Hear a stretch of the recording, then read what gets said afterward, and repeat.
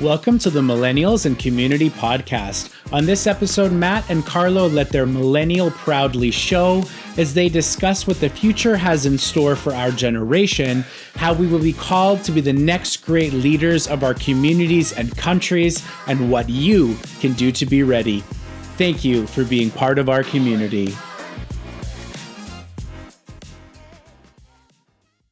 What's up, everybody? Welcome back to yet another episode of Millennials and Community Podcast. My name is Matt, this is Carlo, and we are here today with episode 17 of season 2 of the show. Kick things off, as always, with our opening icebreaker. Carlo, what is one thing that you do that automatically identifies you to the world as a millennial? That I do currently? Yeah. Oh, I think just the feeling of existential dread usually covers. I don't know. I think Gen Z is pretty good at that too. Oh, that's true. Yeah. Now, what is something that I do currently? I don't know. Come back. You got to come back to me with. All right. So mine, and I'm sure there's more than one, but mine that I'm really, really proud of is that I know all the words to the "Don't You Put It in Your Mouth" infomercial. And so if you're listening, you're like, what on earth is that? This was like a campaign done by way of a TV ad in the 90s where it was these like little weird little puppets. And the whole thing was like, it was a public service announcement to ensure that poisoning, or to try to prevent poisoning by making children more aware of the things that they're eating. And so it's like these two puppets that sing this like ridiculous little jingle of like, don't you put it in your mouth, don't you put it in your mouth. It's a repeat after me song. Don't you stuff it in your face. And like you do this whole thing and it's just like, it's so nostalgic for me. And then it keeps going like, you could get sick, ick, real quick, ick, real sick, real. Anyway, so it's a fantastic little jingle, and I think the fact that I know it all from start to finish, as you're looking at me with the most cringe face ever, I thought I did a really good job with my puppet voice. But nevertheless, that is what automatically identifies me as a millennial. No, that's fair. I'll give you that. I don't know the words to that song all the way through, so I'm quite impressed. For me, this will also reveal just how much of a geek I am. If you've ever watched the original Pokemon animated series, every commercial break there was, who's that Pokemon? And there'd be just like a silhouette of the Pokemon. Yeah, I know all 151 original Pokemon, including their names, their silhouettes, their types, and usually several of their attacks. Have you kept it up, though? Like, do you know all of the new Gen Z Pokemon? No, I gave up after Gen 3, and really the only ones that are ingrained are the best ones, which is the original 151. So very, very fair. Yeah. All right, so we've kind of in the last few episodes deviated a little bit, as we tend to do, from our typical bit. And we wanted to really kind of capture some of the things that we've danced around or alluded to, I guess, in previous episodes about millennials and kind of like what's next for the millennial generation. So, Carlo, take us away. What are we talking about today? Yeah, this is going to be a really cool episode because I think we're just going to kind of let ourselves let loose. This is going to be arguably much more of an opinion piece and just kind of how we feel, I guess, the direction we're going. And for me, I've said this in a past episode, millennials are so uniquely equipped to do so many different things upcoming in this world. Like, we've managed to somehow navigate the baby boomers and working with them and living with them. We somehow are navigating the Gen Zers, being parents, not being parents, having things that we shouldn't have, like the access to the internet. Like, we're the only generation to have lived at a point where there was no internet, and now that there is, we have had just this amazing opportunity for so many different things, but we're starting to come to this point where we are going to have to step up to the plate. We are going to be the next leaders of our countries. We're going to be the next great CEOs. We're going to be the next great thought leaders. And never, arguably, has there been a generation with access to such unlimited amounts of information. You look at things like the the advent and the expansion of AI and having those tools at our fingertips. There's just so many amazing things coming down the pipeline for us. And I'm really excited to see what we do with it, because we are also arguably one of the most socially conscious generations. And in a way that I feel is maybe a little bit more actionable, because, you know, you look back to the 70s and the flower power movement during the Vietnamese War and all that kind of stuff. And you can't argue that there was no activism, but it feels like the activism that we have is starting to make some very large waves in our community. And you look at the way that we accept each other and we support each other and we kind of go through some of these struggles together. And I'm just so excited to see what we're going to kind of accomplish and what we can do moving forward, because I do truly believe that we are the generation that will make or break our society for the next 300-400 years. Yeah, not to be the harbinger of doom and gloom over here, like right after, you know, before we hit record, and I'm like, let's keep it upbeat. But I think that a lot of what you're saying is true, and it's going to be true out of necessity. Yeah. Right? Like in the next 50 years, there's going to be a lot of hard choices that collectively are going to have to be made. There's going to be some really, really intense shifts in the way that we understand how the world functions. And you're absolutely right. We're going to be in a position where we have to really steward the transition to whatever comes next. Now, I think that Gen Z is much better at being activists than millennials are, but I think that the role that millennials are going to have the opportunity to play is really going to be that of like trying to decipher the good and the constructive elements of the generations before us and figure out a way that we can weave that into how our society shifts moving forward. And so, you know, one of the things that you've talked about, you've alluded to, is like, yeah, we're going to have these powerful roles and this ability, whether in formal or informal positions, to like make a big impact. You've used the phrase the boss generation. So like, tell me more about what that means. And like, let's talk about like, what do we have to do as millennials to prepare to become this boss generation? Yeah. So like the boss generation, I kind of think of it in this almost literal sense, is that we are hitting the points now where we're taking a lot of leadership roles in organizations, inside governmental bodies. You know, we're looking at the next stage of politicians. Hopefully, we'll soon start to bring down the median age, right? From apparently being 70 or 80. Like it can't go much upwards without significant advancements in healthcare. Yeah. Like unless they're going to put like Joe Biden's head into like an android body. Robo Biden? Yeah. Robo Biden still like ice cream? Who's to say? I have no idea. Hopefully he has some more concrete mental faculties. So, you know, we're going to be in these positions and kind of what you were talking about, Matt, where you feel like we are able to bridge the divide or to you know, bring in the opinions of these other generations, I think is a very key point. So maybe we aren't the full-on activists that the Gen Zers are, but we care about what the Gen Zers tend to care about. And because we want everybody to be happy and have equal opportunity and you know, be given what we can to help everybody out. So when we hear about this particular thing being of a concern to another generation, we don't do what generations in the past have done and go, oh, well, it's not about you. It's about me. It's about our current age bracket. It's about what is important in the world right now. No, we go, okay, well, how do we accommodate a little bit of everybody? And when you're in a position of power, that allows you to take action towards those kinds of things. And I think that's really exciting. And when we talk about this idea of like, what can we do to kind of prepare for this, I think that there's a little bit of responsibility that each individual one of us has to kind of take on our shoulders, in this idea that whether you feel you're going to end up in a quote unquote position of power or not, you have to understand that you will now very shortly, if not already, be a role model to somebody else.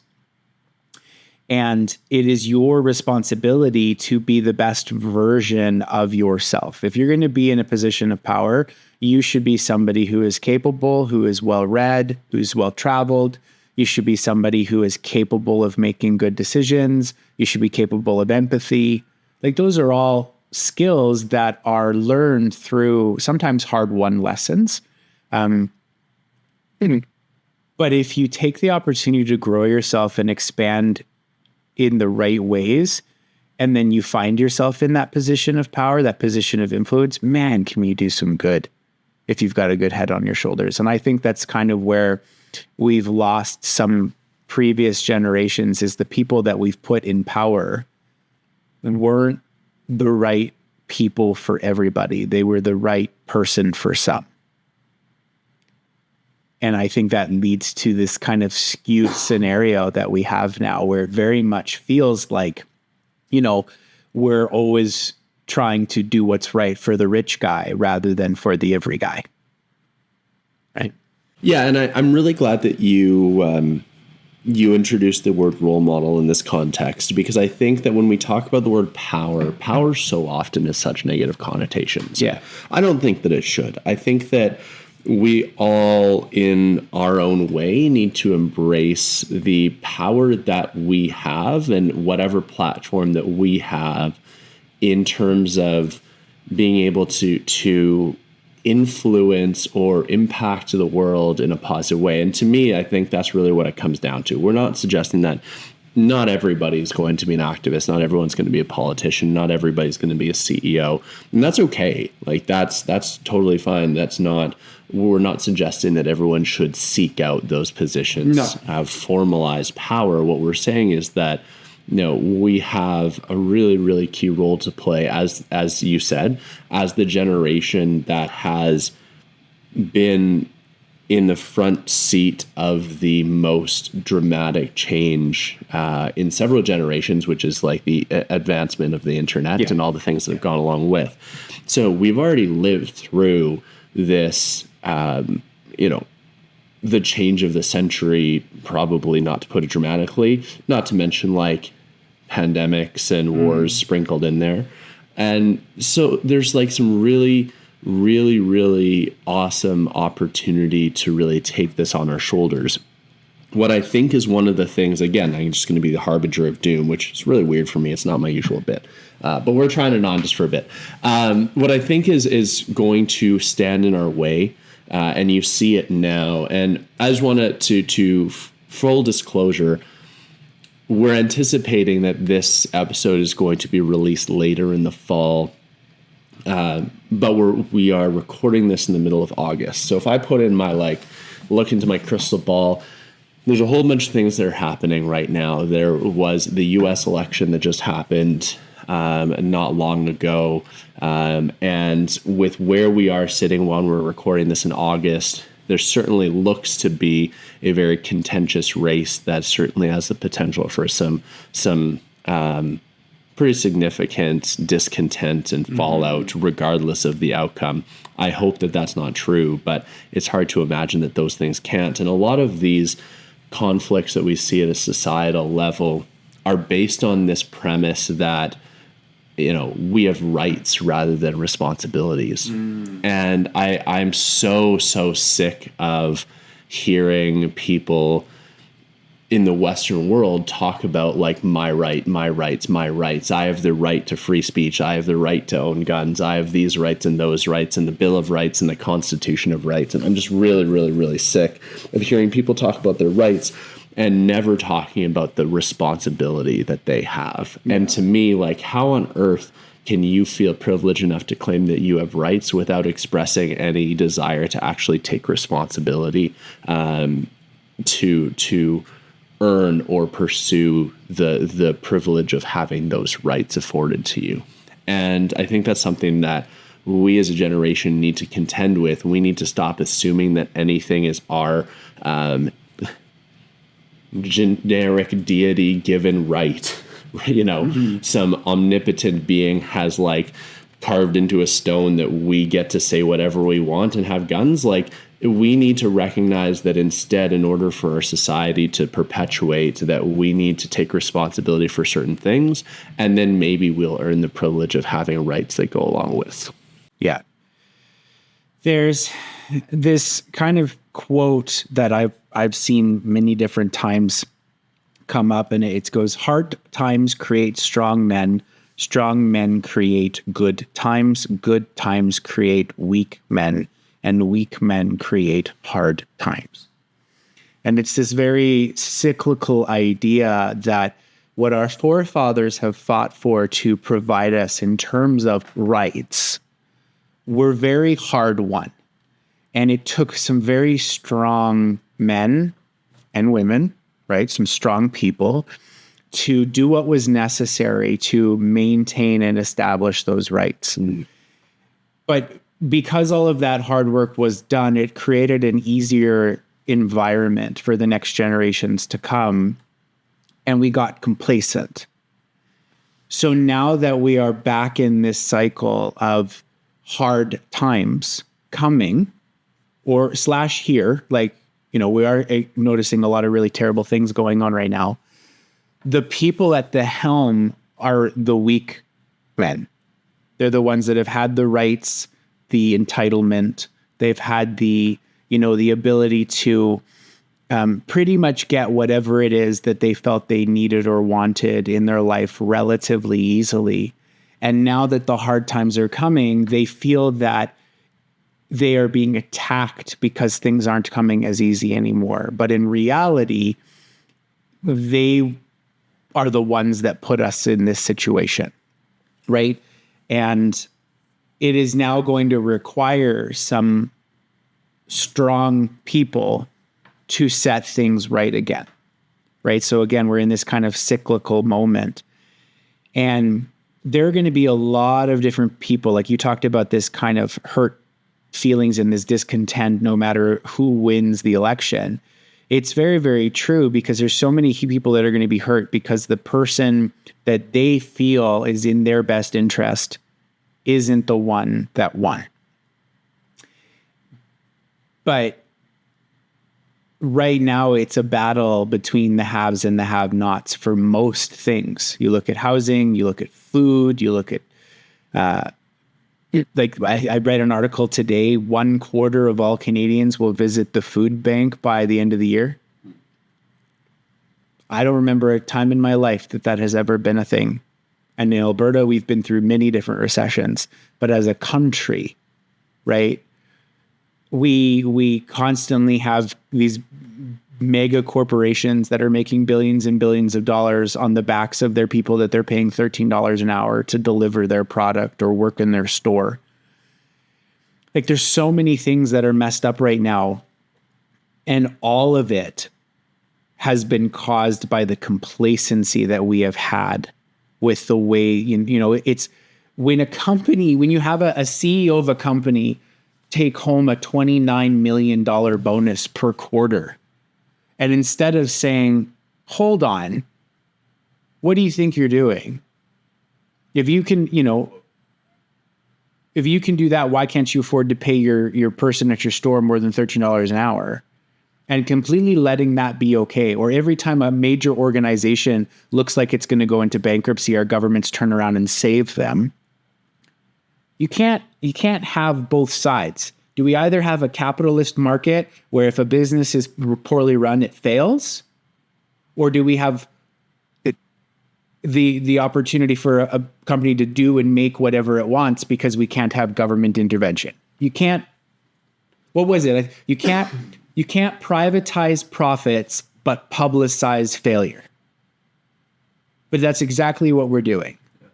And because of that, our governments are overextended, our taxes are too high, we don't have basic necessities for people because we have let the weak people lead us into a position of hard times. So it is going to take a very massive shift, and it is going to take very strong people to make that shift. And what I am trying to say is that I believe somewhere in this group of millennials, through the hard times that we are experiencing, we are going to find those strong people. And it is their responsibility. And when I say there, I mean very much in the like globalist sense, their responsibility to that when they are given the opportunity to be put in a sense of leadership, role model, power, whatever it may be, that they understand that that was given to them because they have a responsibility to the people that put them there. Can I ask you something? And I'm a huge nerd for geopolitics, and there's some 2024 has been a wildly interesting year, objectively a wildly interesting year for politics globally. And you're seeing a couple of trends kind of perpetuate across the democratic world. Things like people feeling disdain for the incumbent leader, which is very rare, right? Typically through political history, people prefer the evil they know to the evil they don't. But generally across the board, you're seeing a disdain for the incumbent. You're seeing things happen like, with the exception of some places, you're seeing a general move to younger politicians. So again, the optimism is there. Like there's some things happening. When we see the nature of politics becoming as divisive as it is, being very much one side and the other, what incentive is there for those strong millennials to step into this current infrastructure? Now, I say current very intentionally. As you're alluding to, I think a lot of these systems are going to be forced to change the way that they exist now. What incentive is there for the powerful or the strong millennials to involve themselves in a system that they feel is really, really, that they feel is broken? There isn't one. I don't think there is really an incentive other than a drive to want to make a change. Right. And like if you look back over history, every time we've ever seen somebody make some sort of massive political change, they were fought with such fervor on that change. They were disliked. They were put down. They were, fighting this massive uphill battle.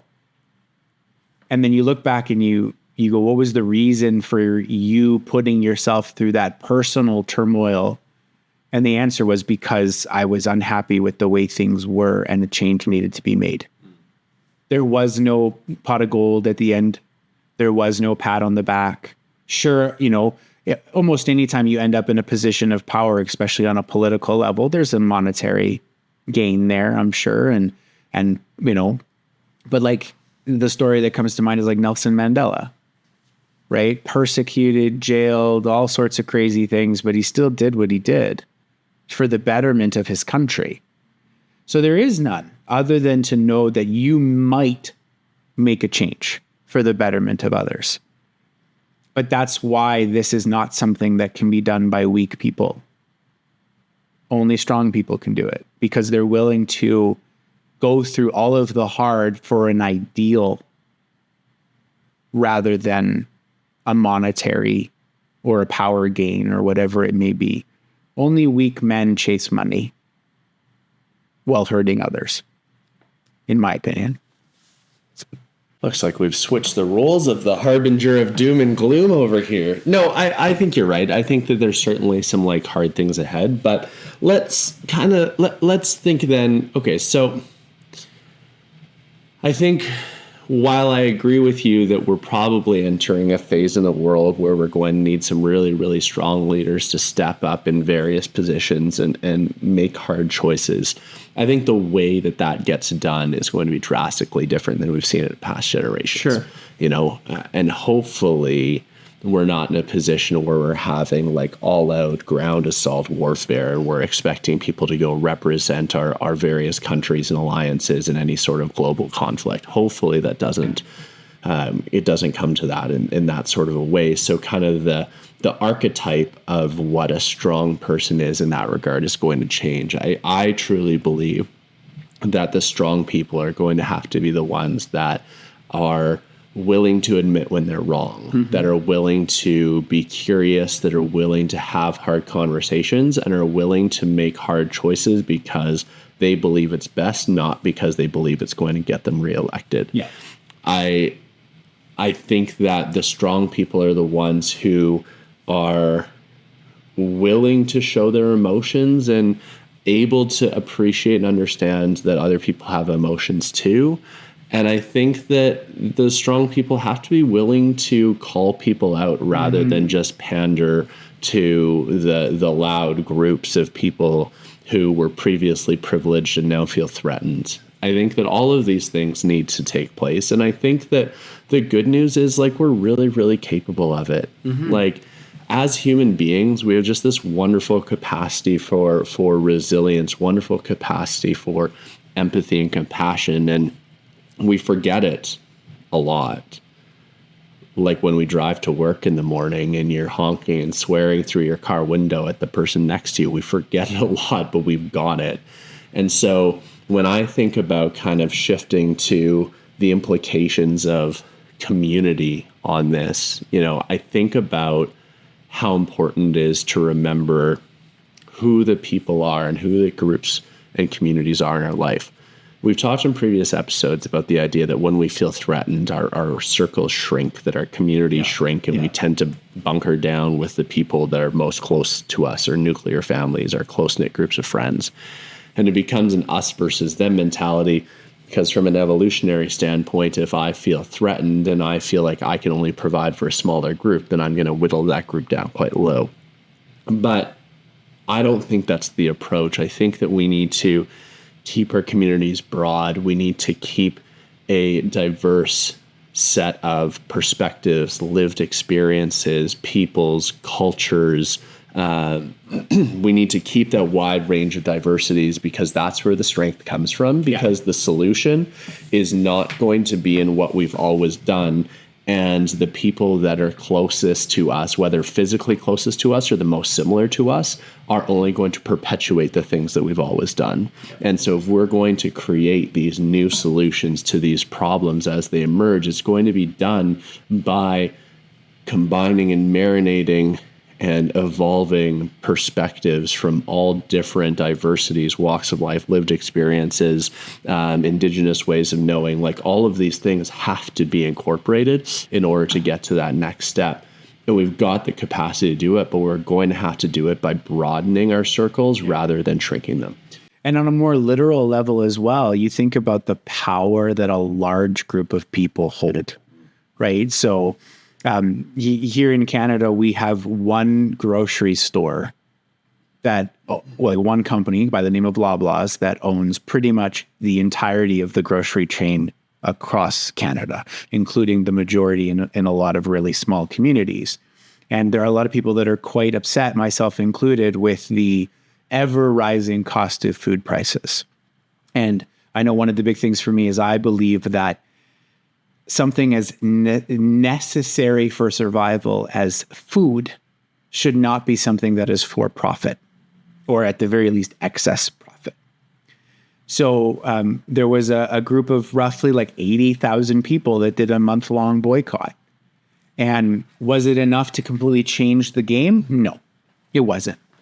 But it was really exciting to see how many people could band together to try and make a change with the power of their wallets, right? Choosing where your money goes is about the only thing that some of these large companies and governments will listen to anymore. And, one person, my, whatever $700 I buy a month of groceries is probably not going to make a difference. But 700 times 80,000 is definitely a bigger drop in the bucket. So in a literal sense, we need to band together for the betterment of everybody, because we have the power to make change as a group. Because if we can't change it in the traditional sense, like what you're saying, by, being elected into power because our systems are broken, or forcing accountability on high profiting companies because our systems are broken, we sure as hell can make a difference by choosing what we do with our money and our patronage and our time, right? If everybody decided they didn't like Netflix anymore and they all unsubscribed from Netflix collectively, what would happen to Netflix? It'd be gone. and that goes with any company. You have a lot of power in what you choose to do, especially when you organize as a group.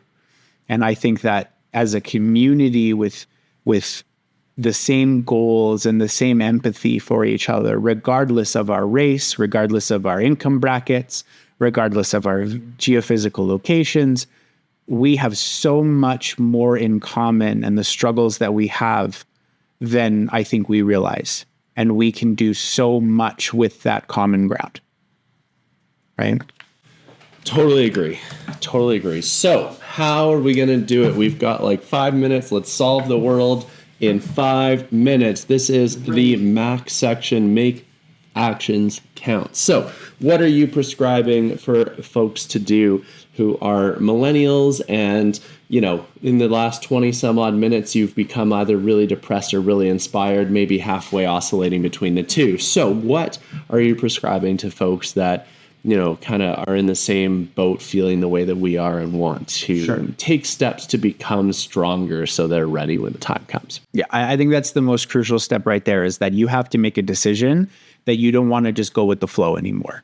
Sometimes you hear people say, the world is going to crap, so I'm just going to pull myself into this little tiny bubble and I'm just going to let the wave ride and hopefully I come out the other side okay. And if that's what you want to do, great, just get out of the way. But if you want to be part of making a change for the betterment of everybody, you need to make that decision now, and you need to commit to becoming the best version of yourself possible. And what I mean by that is you need to develop yourself. You need to learn good soft skills, good hard skills. You need to learn how to do new things, become a little bit more self-reliant. We're such a massively consumerist society in ways that we really don't need to be. You need to learn how to work with others, how to make good friends, how to have good cooperation with your neighbors.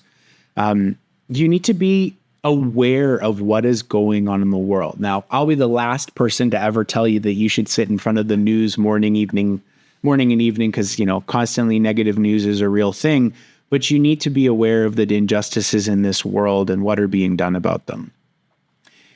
And then, as we've talked about many, many times, you have to be willing to raise your voice when the time comes, even if it feels somewhat futile. So a good example of this was that we recently, several months back, had a vote in Parliament about putting into power a bill to limit grocery store profits. And it was you almost unanimously voted down by the Conservative and the Liberal Party. And I didn't know enough about it, and I didn't follow it closely enough, but I did send an email to my MP because I wanted to know what his reasoning for voting this down was. And unfortunately, the response I got back was almost like a marketing email blaming the Liberal Party for the cost of groceries and the carbon tax. So it said really nothing of value to me. But it opened a door for me to realize my voice has just a little bit of power. And if I can send an email once, why can't I send another one and another one and another one? And why can't I choose not to shop at a certain store anymore? And why can't I do this? So you need to use what little power we do have in as productive of a manner as possible, because we do have some, but you got to open that door for yourself and realize that you have to use it. You can't just sit on it. That's what I'm saying on like a broader level. I like that. And I think that, certainly it's something that we've talked a lot about in previous episodes, and the importance of making sure that we are well, that we are not reliant or minimally reliant. Obviously, we live in a system where we're going to have some reliance on other humans. That's just kind of how humanity has always worked. But to be able to be as independent as possible by being the most healthy, well versions of ourselves. Certainly agree with that. And certainly agree that it's important to be informed and recognize the power in our small actions. So love those. Mine are very, very different in kind of the nature of it. This stuff can get really, really overwhelming. Of course.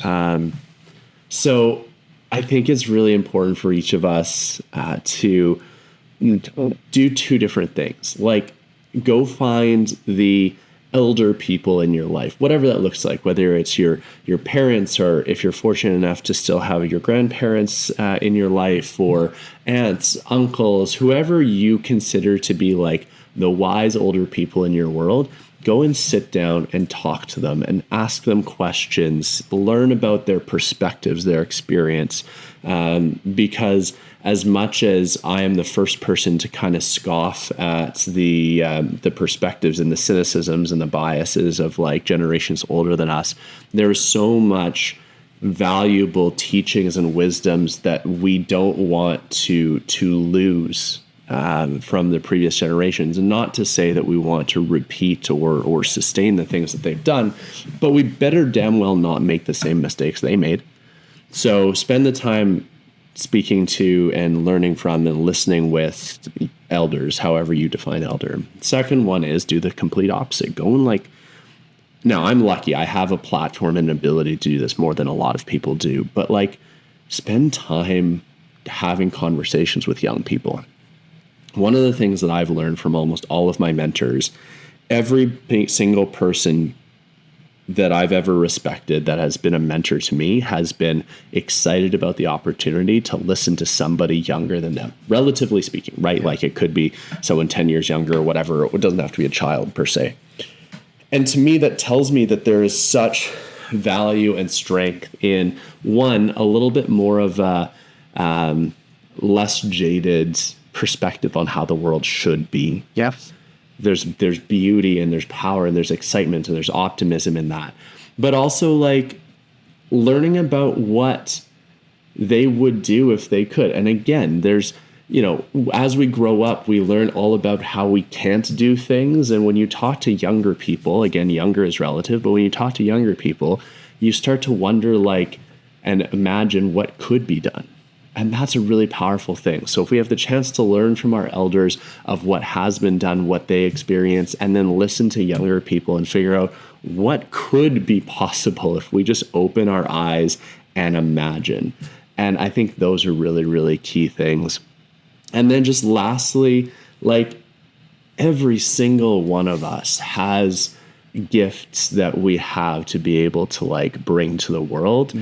And I'm so sick and tired of like people not being willing to step into their gift. Now, not everybody's gift is going to be standing up at a microphone for hundreds of people sure. and speaking, but regardless of what your gift is, whatever capacity that you have to make the world a better place, I'm so sick and tired of people not having the self-confidence to lean into the gifts that they have. It's time that you get really, really clear about your abilities that you have to make the world a better place and just freaking go out and do it. Yeah.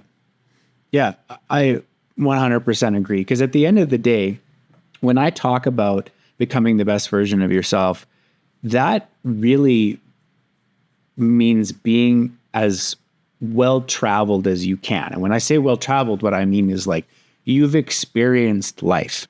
You've looked at both sides of the coin, the young and the old, the good and the bad.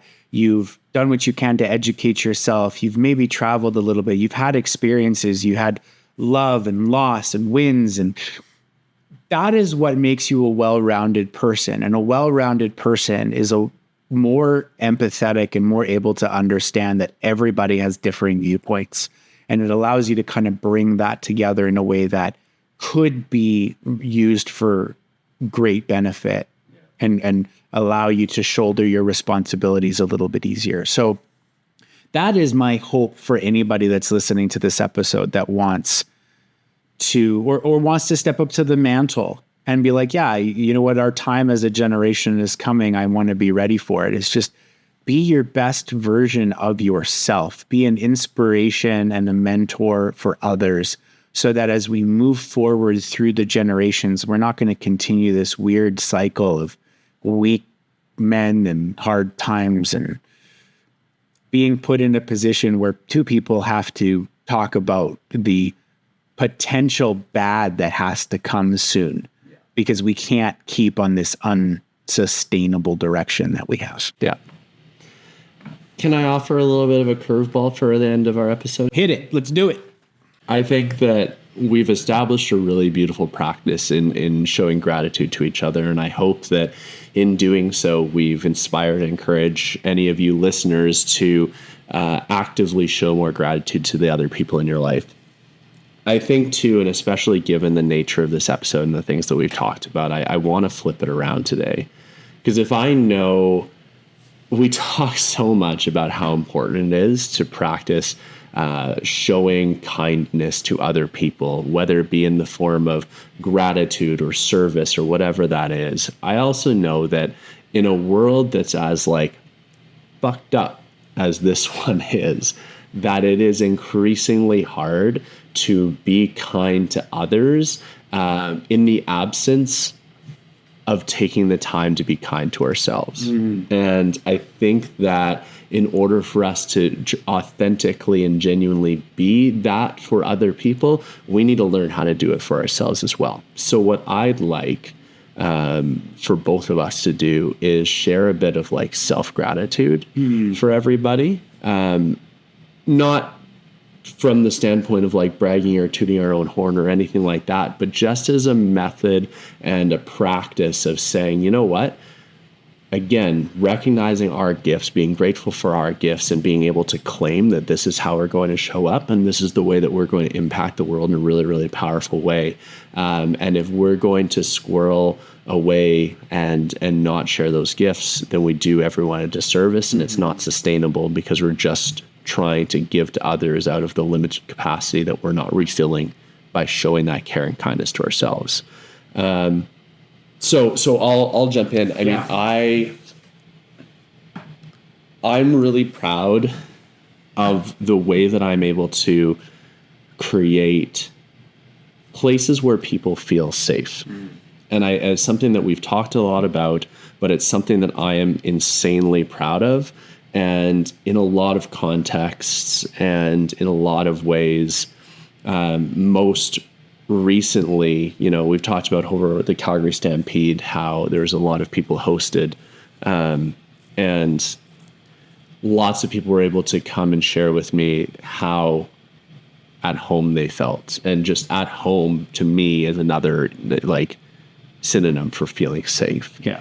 And I don't take that lightly. And I'm really, really grateful that I'm able to create spaces like that for other people. And that's one of the things that I want to continue to be able to do. You are very, very good at that. For me, I've always had this very blessed feeling of knowing that I'm good with my words. I can usually articulate what I'm feeling and what I'm thinking pretty well and get my point across to people.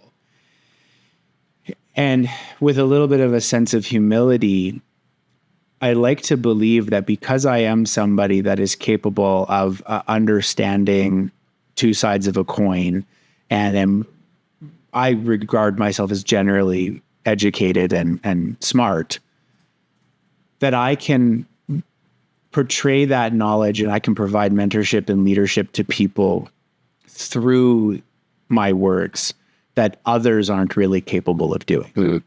And I think that's such an immense power to have that comes with such a high level of responsibility to use properly. So like when we're in a scenario such as this, like with the podcast, please understand there isn't a single word that I say that I don't feel some weight to, because I know that people are likely to listen to what I have to say. And I want to make sure what I am saying is not going to hurt or hinder anybody beyond maybe a reality check that might need to happen sometimes. So that I'm grateful for that skill set that I have. Thank you for sharing that. Yeah. Well, everybody, that's, again, that episode kind of tiptoed on the tightrope between joy, inspiration, and immense dreads. And so thank you. Thank you for being here. Thanks for sticking around.